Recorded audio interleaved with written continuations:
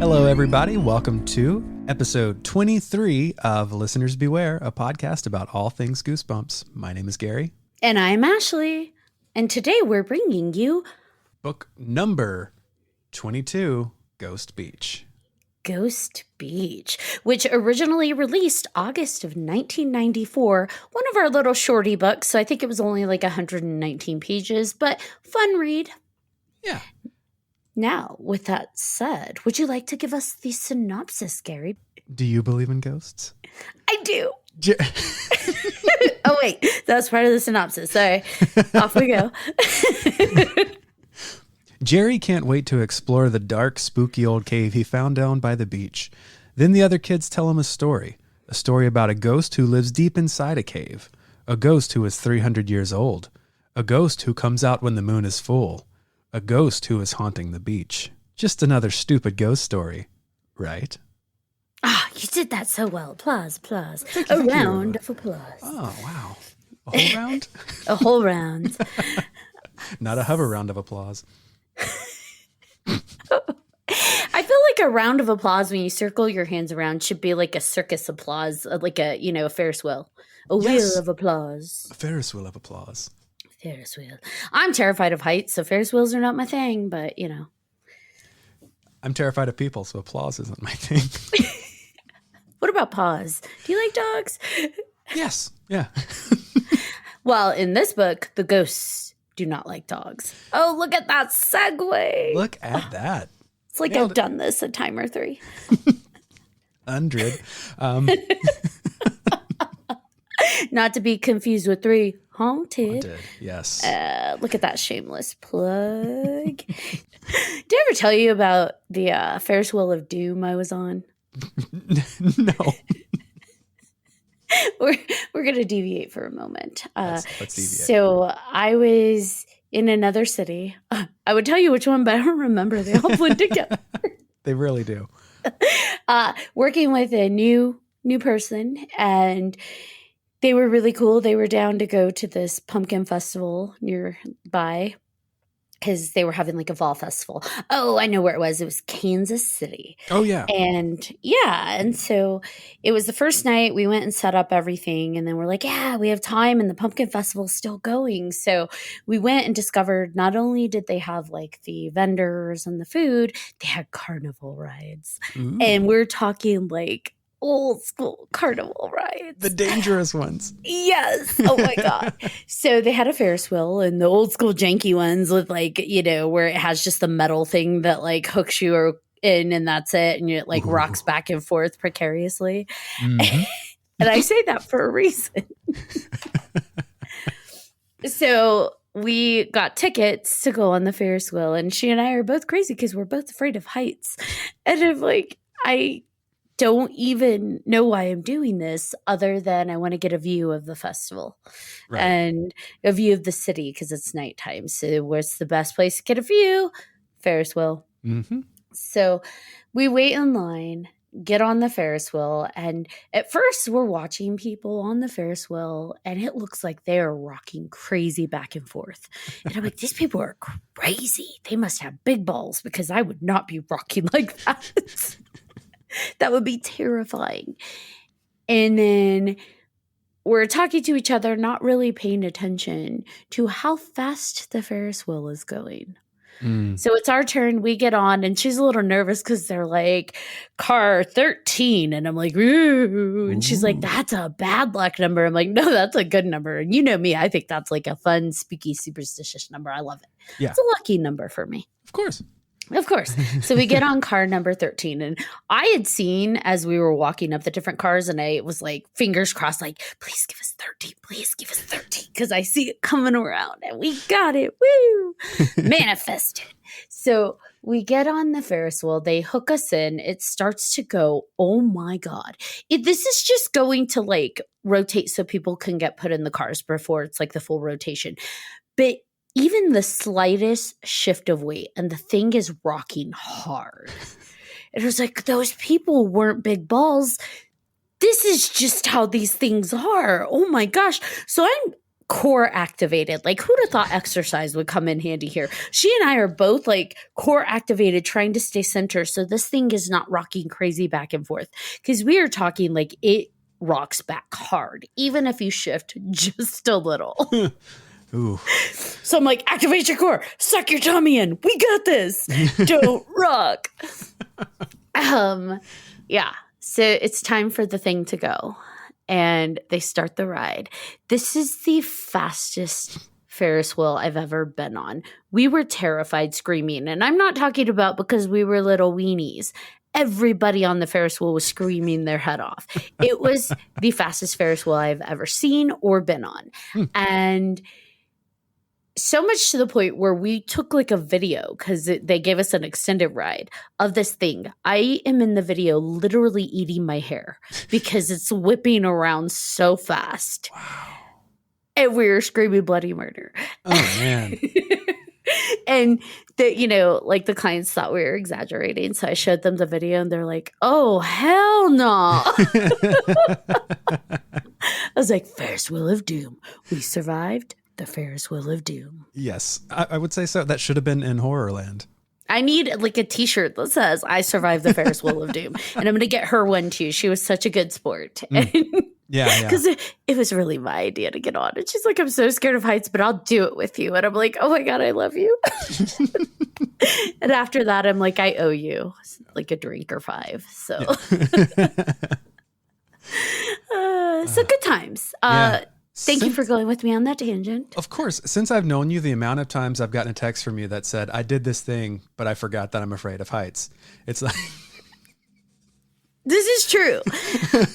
You are not wrong. In fact, I made you keep me company via text on the gondola when I was in...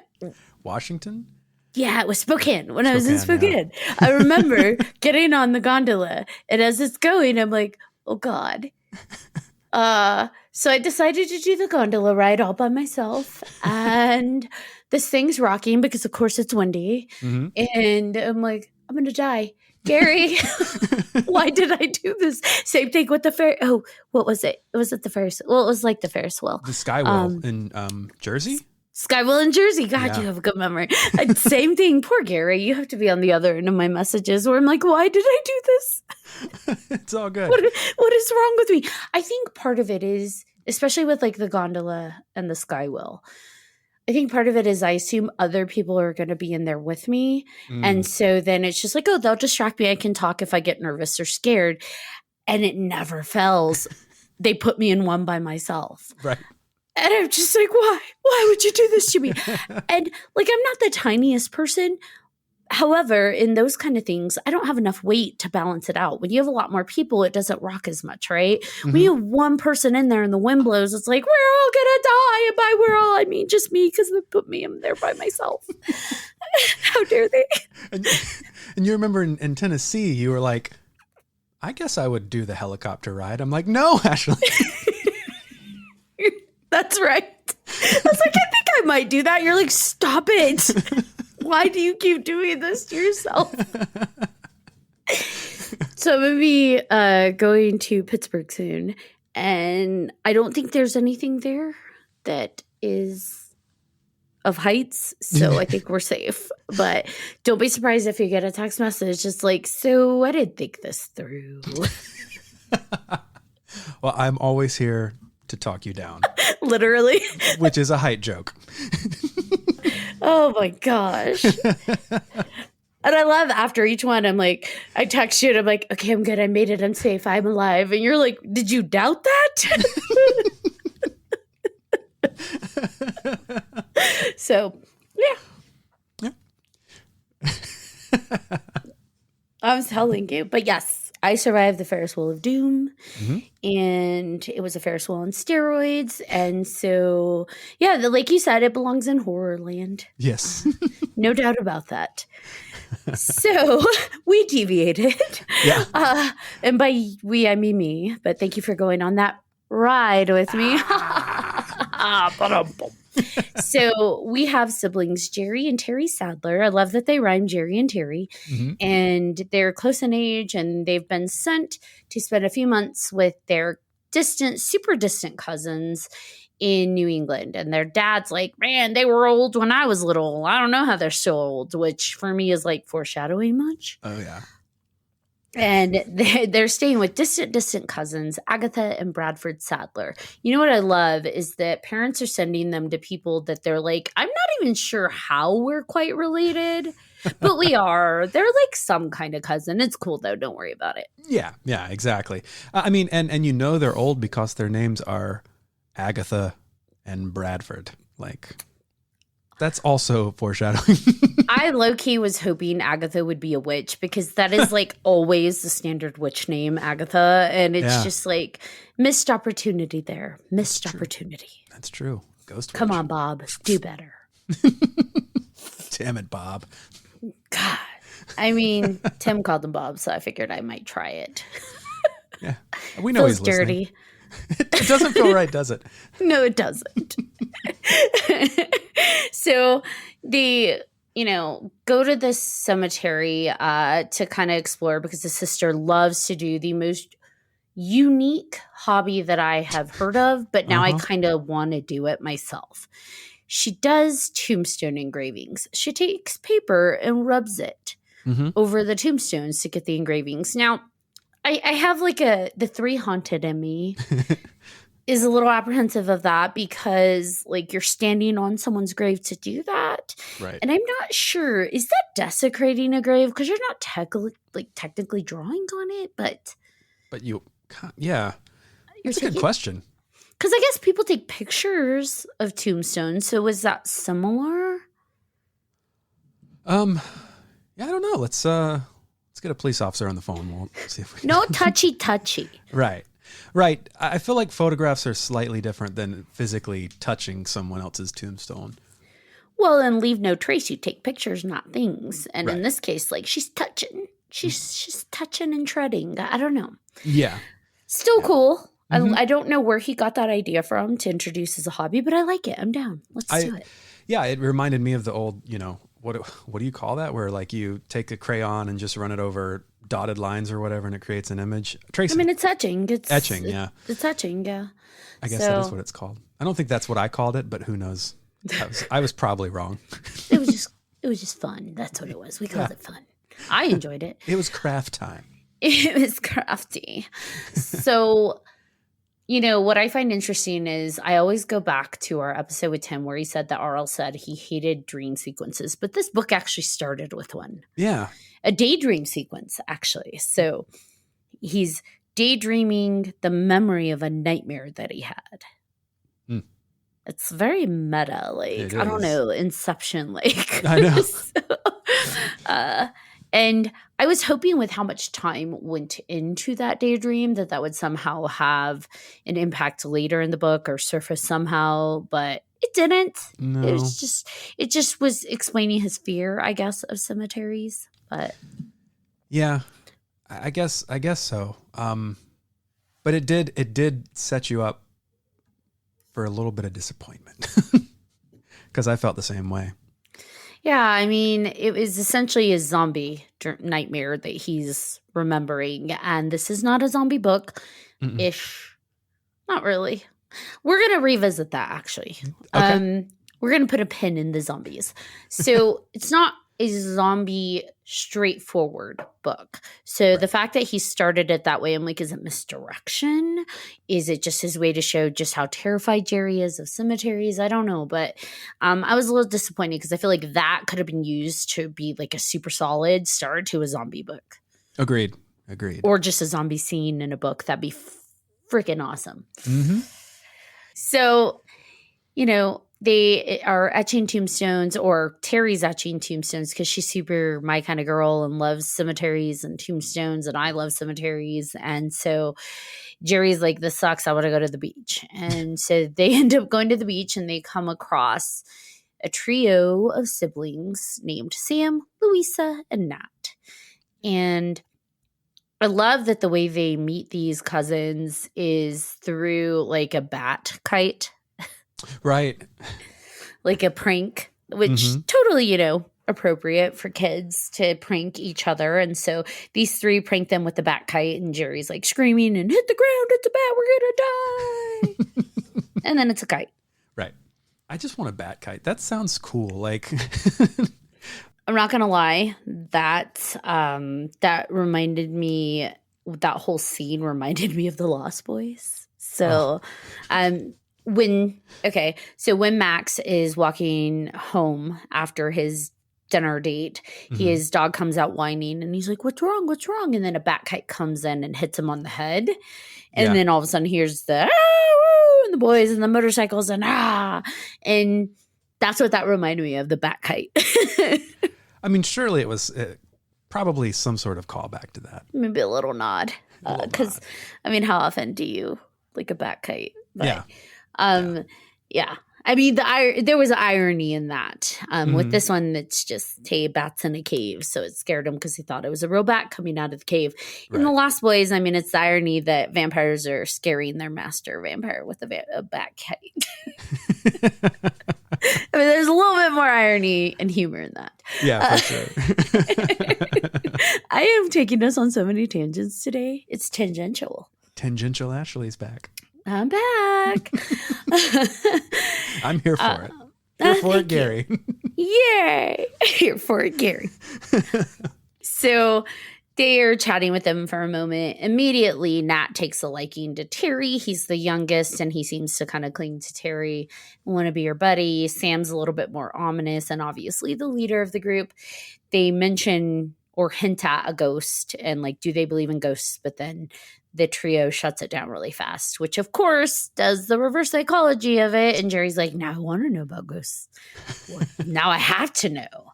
And, the three take off. Mm-hmm.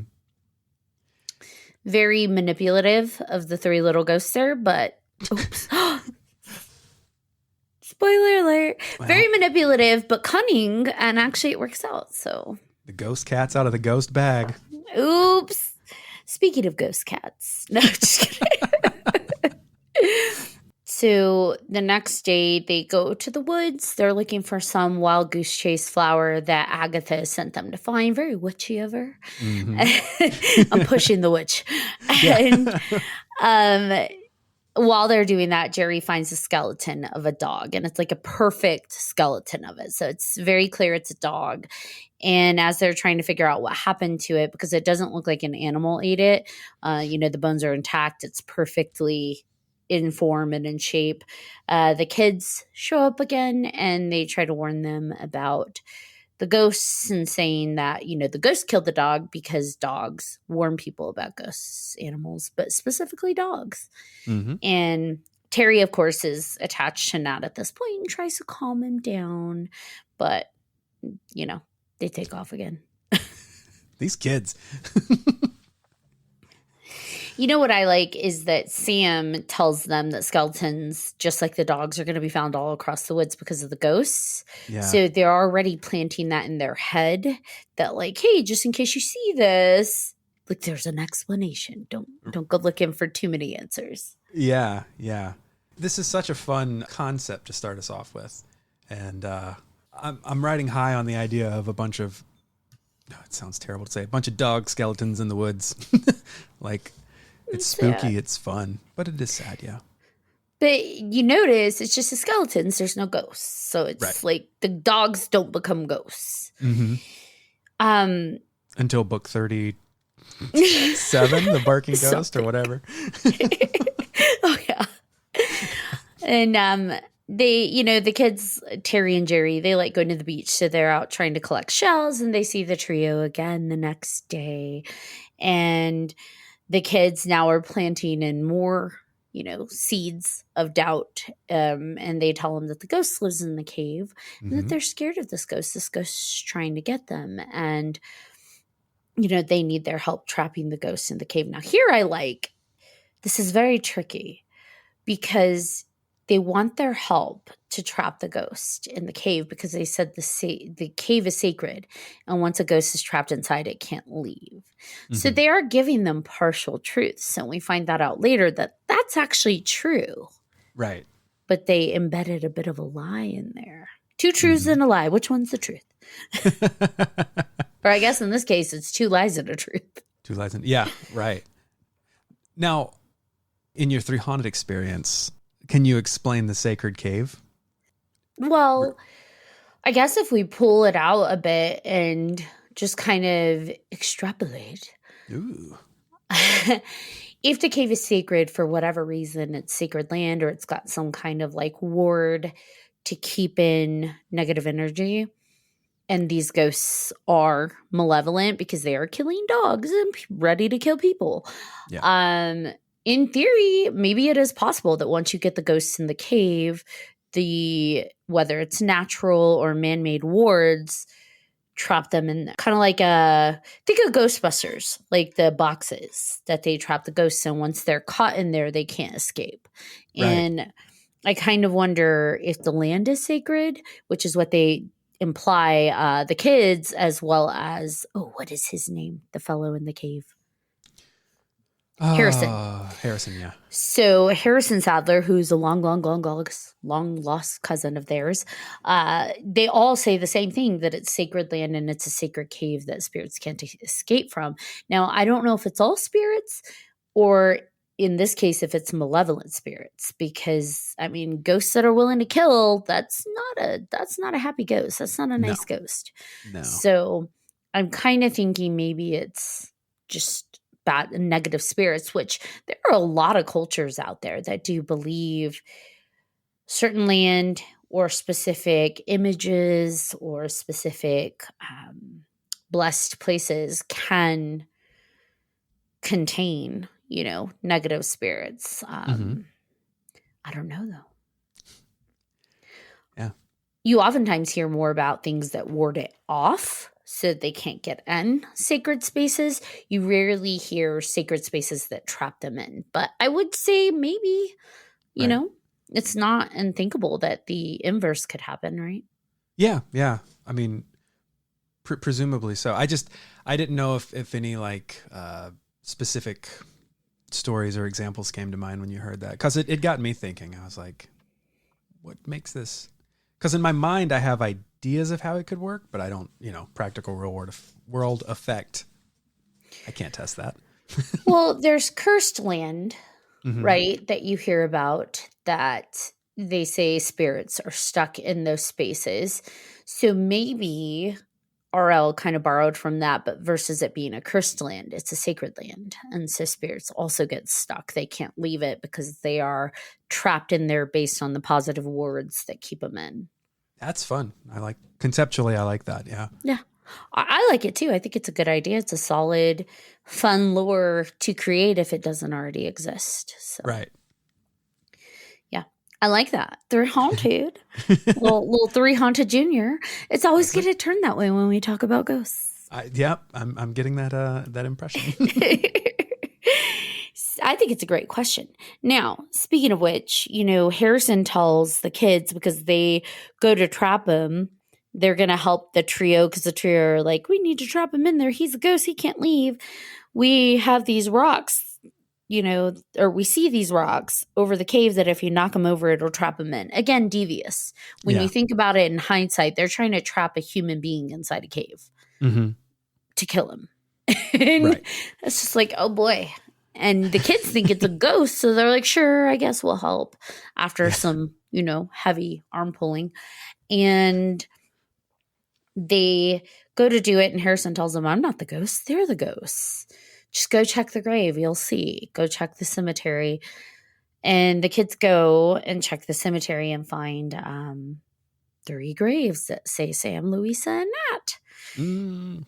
I know. Fun twist. Yeah, and it's interesting because I can't remember. Is it Agatha or Sam, Louisa, and Nat that tell them I think it's Agatha that tells them that the tombstones are from distant relatives that they're named after, ancestors. Yeah, I'm pretty sure that's right. Yeah, because they're scared. They see the graves and they run back, and they tell Brad and Agatha, who kind of exchange ominous looks, dun, dun, dun, dun, and tell them, oh yeah, in the winter of 1641, the large group of Sadlers came and they all died because of some crazy winter, and we're all named after them. And I find that interesting because Brad and Agatha are like, yeah, you'll probably find some with our name. And I'm like, oh boy, our names, because we're named after our relatives. Mm-hmm. And I just have to say, when I read that response of Brad and Agatha saying, oh, you're going to find some with ours too, is, oh, okay, tricky. Y'all are ghosts too. But also I thought, ew. So we have Agatha Sadler and Brad Sadler that say they're named after their relatives and they're married. Oh. It's different when they're the ghosts, right? Because you can say, okay, they came over married. Yeah. And so that makes sense. Like, cool. But when they're like, oh no, we're named after our distant relatives that were the Sadlers. It's like, wait, wouldn't that make you cousins if your story were real and you're married? Distant relatives by way of West Virginia? This is Alabama or this is New England? So, well, thanks everyone who used to listen to us in West Virginia and Alabama. We're sorry. we apologize, but bang, bang, bang. I'm just saying, like, think about that. I didn't think about that until like we just know. now. We know they're ghosts. We finished the book. Again, spoiler alert, but this was in the 90s. If you haven't read it, tisk. Shame on you. Yeah, but like we know they probably came over with the original 1641 Sadler group and they were a married couple. However, the story that they're giving to them to explain why their names are on tombstones, it's like, wait, if you're named after your ancestors. Yeah. Yeah. Ooh, ew. You could come up with a better story? Yeah, I mean, I feel like the better version of that would be your Bradford was their distant relative, and it's just coincidental that I have the name Agatha. I mean, that's pretty believable. Or reverse, because Agatha is a little bit more unique. Like, hey, yeah, I was named after my cousin, but yeah. Just met a guy named Brad and it worked. Oh, wait, but the last name. Well, I don't know. Look, I'm just saying. Like, it was a weird cover story because I'm like, now y'all just made it gross. Right. So right. just want to put that one out there that I read that and I'm like, wait, what? and Sadler's not a terribly common name. Now, maybe it is in New England. I don't know. But round these pots, it is not a very common name. Well, and I mean, the theory is anybody named Sadler in that area is related because they all came from the same group that came over. Yeah. So it's just like, ew. So yeah, that they give them that awkward, weird story that the kids don't think about. But hey, and the kids are like, all right, well, I guess maybe they're all named after distant cousins, and sure. Let's roll with it.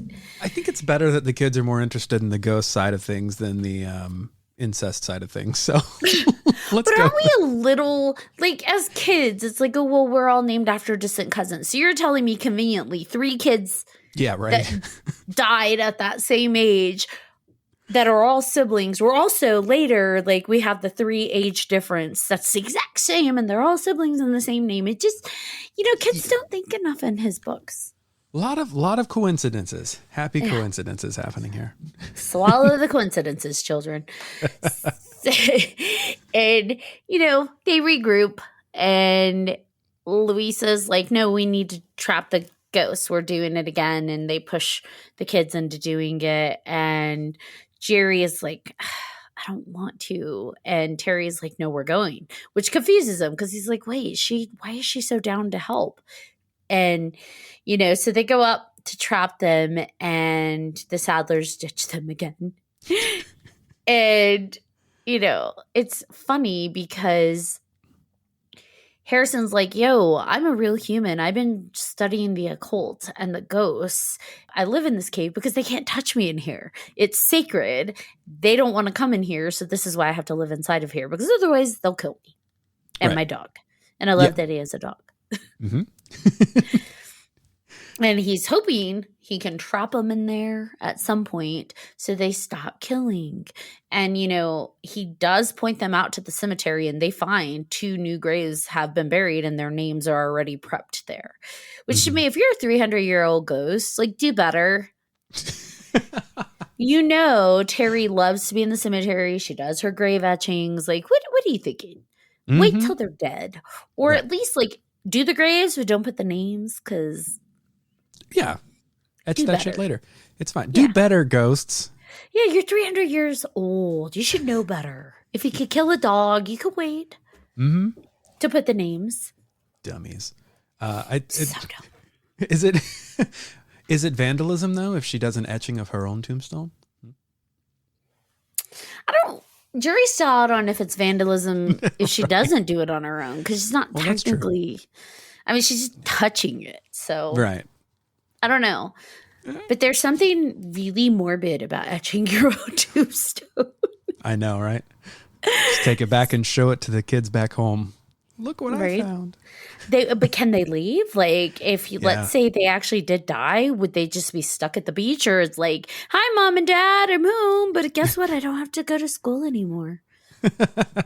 You don't have to buy me new shoes every time my feet grow, because I'm going to stay the same. Yay. Aw. Budgeting. So ghost budgeting. Boo budget. Booba.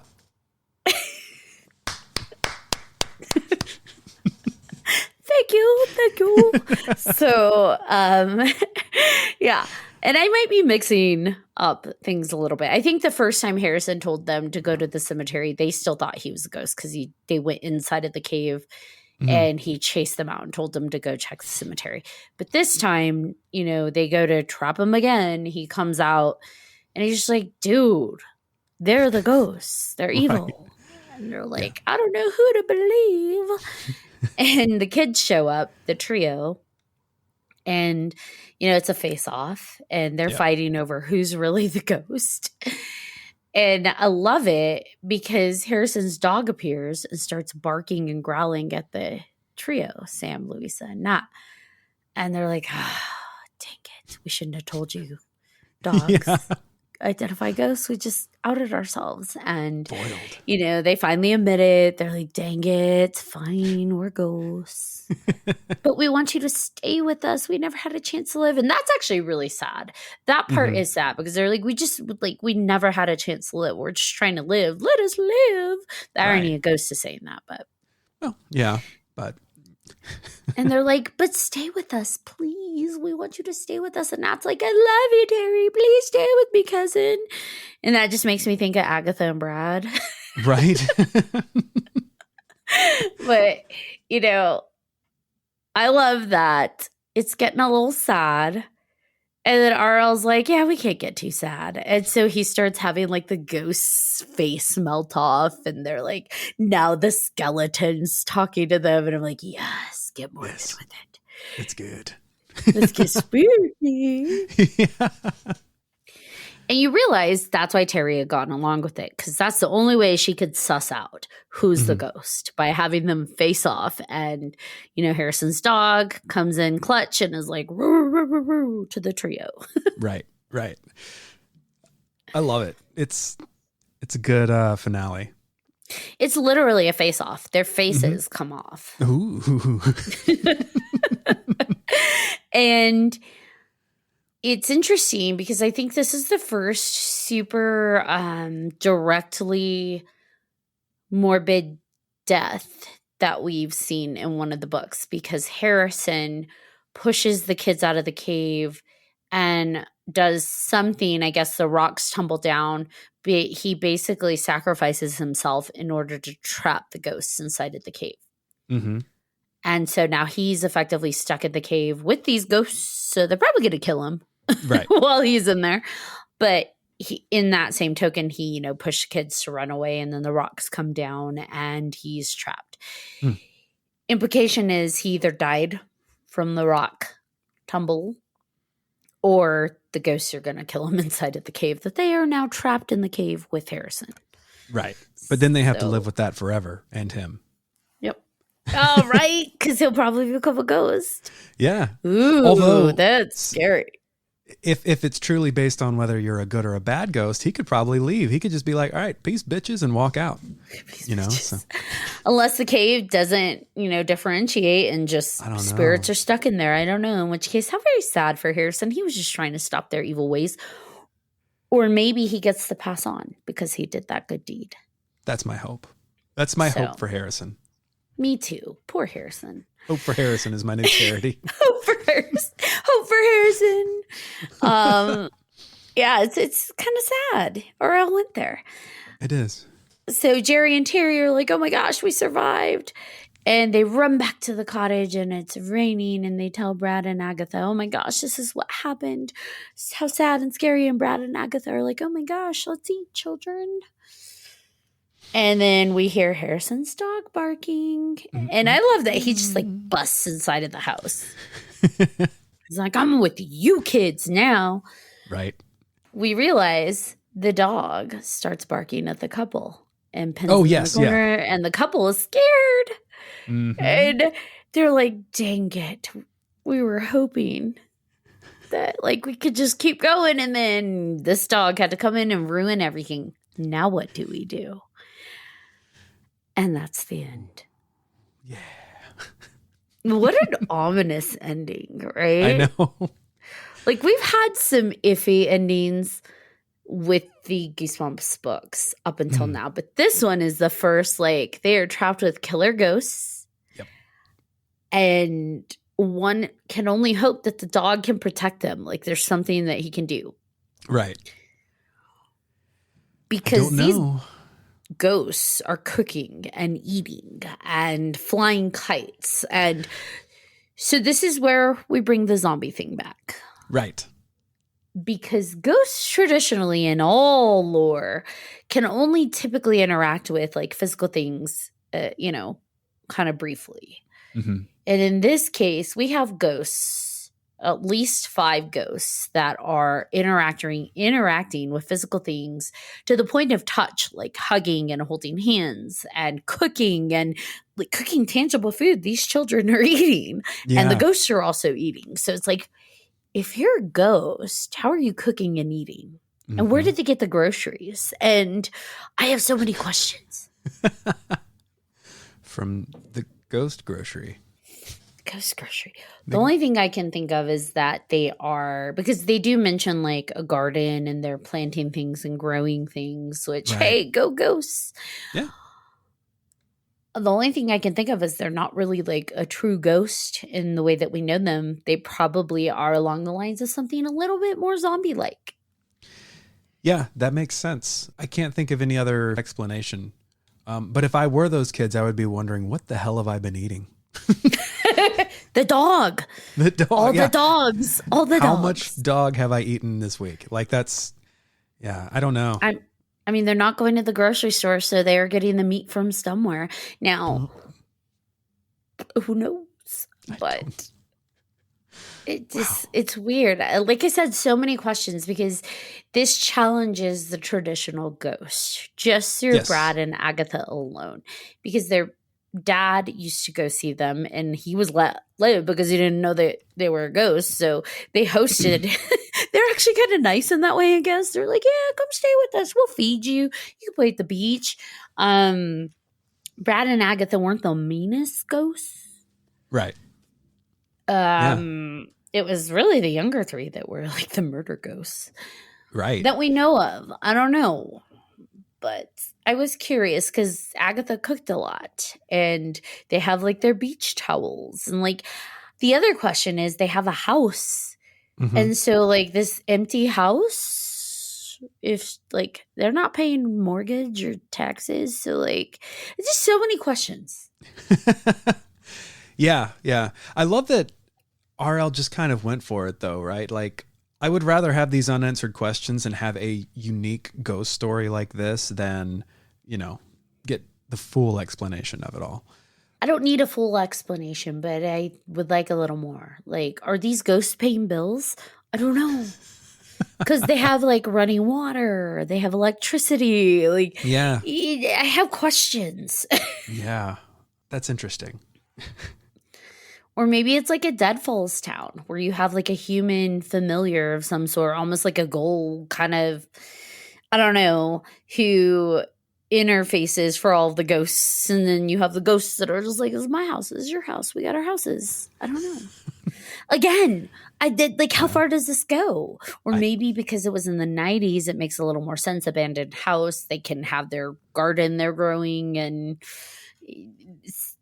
maybe they're solar powered. I don't know. Yeah, and maybe anyone who comes out to check on the house, they just kill them. I mean, you know. Maybe it's all an illusion. Maybe these kids show up and either they're killed right off and they don't realize they're dead. So then anything after that is just their illusion because they're existing in the spirit world alongside them. That's kind of fun. I don't know. Again, so many questions because it's not like these are kids visiting a homestead in the 1600s where, okay, we're using candlelight. We're using like there is electricity. There's running water. There's too much going on in the modern world for it to make sense that you have a modern person living in a ghost experience. Right. Yeah, that's true. Unless it's all a hallucination. Like they show up and in the food, in the dog meat, you know, there's hallucinogenics. So they're like, you actually have been using the bathroom in a hole. You didn't know it. And I don't know. That's ocean water you're drinking. I have no idea. That fridge is just a tree stump. Yeah. Exactly. Mushrooms are a hell of a drug. So it just, I don't know. I don't mind it because this is the world he created. Mm-hmm. And these are his rules. You know, we've seen Goosebumps worlds where it mimics the human world, but it's on another planet with like Camp Fear or Camp Nightmare. Right. And so maybe this is a ghost world, or maybe when they visit, they cross over into another dimension they don't know about. Yeah. Yeah. Ghost dimension. They step through the veil. So anything there goes. Yeah.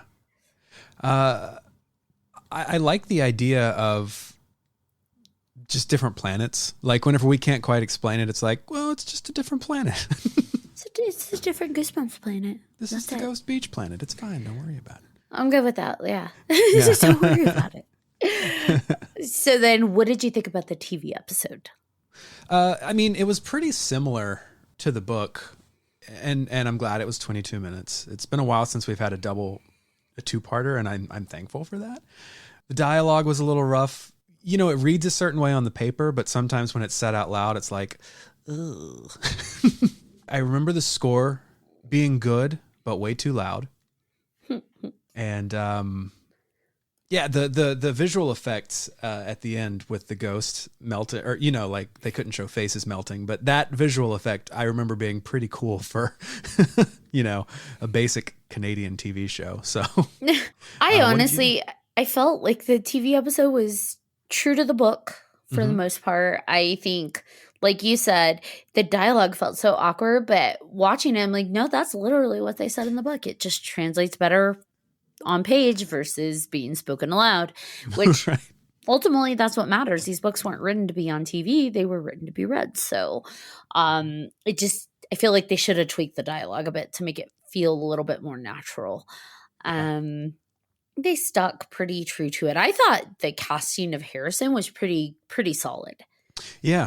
Yeah, he was good. Given his origin story, knowing that he traveled from overseas and he's been just living in this cave studying the ghosts, he looked like a guy who's been living in a cave studying ghosts. Mm-hmm. Yeah.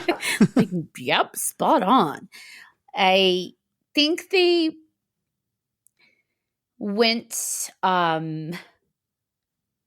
the ending that they gave it, I'm like, I don't know if that was necessary. I thought they were just trying to end on a gross amount note, because in the book, they never implied that the ghosts are eating the dogs. It's just they're killing them so that they don't out them. And that's the implication, right? They never straight say it. Well, they do, I guess, saying that a ghost is killing the dogs. But no one says they're eating the dogs. And, you know, in the TV episode, we end on Brad and Agatha like, all right, go get your kitchen knife. And, like, we're going to basically make dog soup or whatever it was. But I'm just Yeah. like, I don't think that was necessary. Yeah, my last note that I wrote down was they're gonna eat the dog. Well, and it takes the fear away. In my opinion, it took the fear away from the kids because Yeah. it was never like, now we're going to kill you. It's, which is what you get in the book, like, oh, now you know our secret. What are we going to do with you? Mm-hmm. And now we're ending on kids. I hope you're hungry. Right. So it really takes away the morbidity of we're going to kill the kids to, oh, we're going to eat the dog. Yeah. It was a weird swap. It actually, now having said that aloud, maybe that's what they needed to do because you can't imply you're going to kill kids in the 90s on a Goosebumps show. So it had to be, all right, I guess we'll eat the dog. Yeah. That's our swap. You can eat dogs on Goosebumps. You can't imply you're going to do anything to the children. Right. Because anytime that there's like anything close to child death in these books, the TV shows are like, nope, not doing that. So to wipe it out. So yeah. Might have been too scary or too towing the line on that one. So they're just like, well, go for the dog. We could do dogs. And nowadays it's the reverse. They're like, kill the moms, kill the kids, don't touch the dogs. Nope. If you touch that dog, I'm coming after My you, how TV times exec. have changed. Right? Maybe just in the world of horror that more kids are going to be exposed to is the better way to phrase it. That didn't really show much violence. Yeah. So But eat the dog. agreed. Yeah. Like, well, I never want to agree with that, but yeah, it definitely softens the ending a little bit to the point where it's almost like, is this a joke or Is this a joke? what are we doing here, guys? I don't like this. So, I mean, it wasn't a bad episode. I would say out of all the ones that we've watched, that would be one I would be okay with. Not one where I'd be like, you need to absolutely just skip this. Like, it's fine. Watch it. Give it a go. Why It's not? more towards the top. I agree with you there. So, with that said, what do you think about this book? Do you think this is like a top or middle or bottom? Cards on the Table. I've never read this book. Okay. I don't remember it. I barely remember the cover for this one, which we'll circle back to that in a minute. But I like this a lot. Like, I get a lot of callbacks to Deadhouse, which is a good thing. And this one really kind of pushes the horror gore of it all. Maybe not as much as Deadhouse, but definitely more than most of his books. So why he got away with it here, but not any other time between now and then, I don't know. But yeah, I like this one a lot. I honestly feel, I love that you mentioned that. I honestly feel this was a love note borderline echo of Deadhouse because you have the ghost town. You also have basically dead dog at the end. And, faces melting. and you know, I don't know. But it ends on a darker note than Deadhouse. So I feel like this is maybe the darker way that maybe he wanted to go with Deadhouse that he couldn't go with. So it's like, well, let's try it with this one. It's on a beach, not a house, so it's okay. Right. Right. I mean, you even had the ghosts melting apart like they're human, but they're not. So just like Deadhouse. Yeah, he's like, I'll throw him a little misdirect. I'll give him a shark book, and I'll give him a book about bees, and I'll give him a book about worms, and then I'll sneak this dark ass shit in. I honestly feel like this is more zombie ghosts, but I like it. Yeah. Well, it's been a while since we've had that, right? Like Zombie Frankenstein or a portmanteau of what he does, and Zombie Ghost is a new one for me. And I'm down with it. I'm here for it. Zombie ghosts, yes, let's do it. Because they were shadow zombies in the first one, right? That's what we kept referring to them as. Shadow zombies, yeah. Shadow zombies, they were shadow zombies. Also, his ghosts, I mean, not to digress too much, but it seems like there's a recurring theme that his ghosts are flesh to some extent. So hence their flesh melting away and there's some bones. So they're animated corpses, basically, which to me, zombies. But hey, but they're sentient zombies. So why not? I like it. Zombie ghosts. Shadow zombies. Say shadow ghosts. That's right. Ghosts. Shadow Undead ghost Marines. Zombie all you can be. Anyways. Be the best zombie you could be. Okay. So what did you think of the cover? It's beautiful. I looked at it a lot. Did you? I did. Yeah, I mean, it's a Grim Reaper-like ghost coming out of the ground near a tombstone with a beautiful, I'm guessing that's a moon breaking through the clouds back there because it doesn't look like it's daytime, but it could be. I think it's the full moon because remember, they said that the ghost only comes out with the full moon. So I'm going with that's a full moon. Yeah. It is yellowish, and the sky's kind of a lightish blue, so it does seem like maybe a sun, but I don't know. It's pretty. I don't think it's a sun. It's pretty. And I love you can see the beach sort of in the bottom right-hand corner. And you can see the moonlight breaking through the waves, it's a nice touch. It is a beautiful cover. I do think, to your point, I think it's a good cover. You've got a lot of the soft blue. However, the way I don't remember who Tim said did the outer coloring and the font, they chose a good green, like the lime green contrast to go with it so that it really made the blue pop. It's vibrant. It looks great. And it's an unusual shade of green too, because it's sort of limeish. But it's more muted than that. And I do love that they used it helped pop what's in frame, because if you look, remember Tim had mentioned the contrasting colors. So obviously his main color here is the blue. However, if you look at the waves and you look at the grass on the hill, it's that kind of muted limeish green color. That's his highlight color. Yes. So it's fun because that really helps it pop more. Yeah. And I was wondering if his name was hidden somewhere on the tombstones, but I think it's in the corner. It is. It's in the bottom left corner of the mud, so you almost don't see it. Yep. Yeah. I was hoping it was on the tombstones, but that was probably a little too gruesome for him. He's like, I'm not doing that. We're not manifesting that. So he's like, we're just going to be hidden in the mud.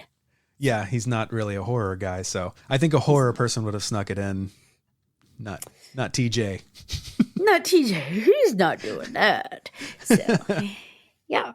But all in all, I'm with you. I really enjoyed this book. I know I read it when I was younger. I just didn't remember it. Certain parts felt familiar to me, but I didn't remember it for the most part. I do think that the story was inspired by Welcome to Dead House as well as the Donner Party. Interesting. Yeah.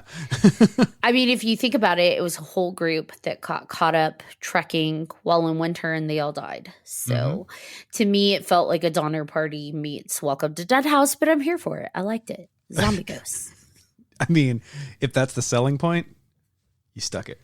So that's the tagline. Right. I mean, ultimately, the Donner Party died in the winter. Way back in the day. I think theirs was more like the 1800s though.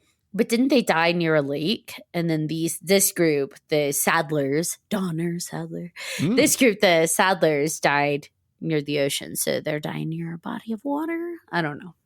Hey, I love where your head's at. I don't know if it's accurate to what he had in mind, but it connects for me. And I mean, the Donner Party were quote unquote cannibals, and then we have the zombie ghosts that are the Sadlers. I mean, I'm just saying there's some threads I might be making up, but I feel like it's there. I'm here for it. All right. So Love Gary. It. Yes. What is our next book that we're reading? Our next book is Return of the Mummy. So, book 23, Return of the Mummy, released in September of 1994 is the one we're reading next. Now, we didn't have the best experience with the first one. Mm-mm. Hopefully, this one is a little bit more supernatural. Yep. And, fingers crossed, after coming off of such a good book as Ghost Beach, that we're going to have a better experience with Gabe. I'm assuming if Gabe is in this one, for Return of the Mummy. So I'm hoping so. Gabe and Sari better bring it, because this is it's a big step. I hope they can rebound on this one. I do too. Thank you to everyone for tuning in to Listeners Beware. Are you looking for more spooky podcast content? Check out 300 Podcasts, where Ashley and friends talk about all the things that go bump in the night. And if you feel like getting retro, you can find more from me at Wax Nostalgic Network, available on YouTube and wherever podcasts are available. Also, feel free to drop Ashley and I a line via email at listenersbewarepodcast@gmail.com, and follow us on our various social media channels by searching Listeners Beware Podcast. Until next time. And I'm Ashley. Shit, this is where I say episode, isn't it? I don't know, but it's good. Yeah. Like, it flowed. It goed. It went. It goed. It went, flowed. It went. The grammar went out the window so that I could rhyme. It's cool. Goated it. It goated it. All right. You're the goat, Gary. Where's the one where the kid was going to be baked in the oven? It was like an anthology series, and he's got the person telling him stories. Now I'm losing it. This happens to me every time. My Google searches are probably like heavily monitored, by the way. Child in cage being told stories movie. Like I said, to violence towards or violence from a kid. And, you know, I mean, I guess we have The Exorcist, but even then it wasn't the child doing it. It was the devil made her do it. Damn it, devil. I mean, okay, Pazuzu made her do it. Not the devil, but we're just really like tomato there. But yeah, I mean, technically it's not the devil. Don't ruin his good name.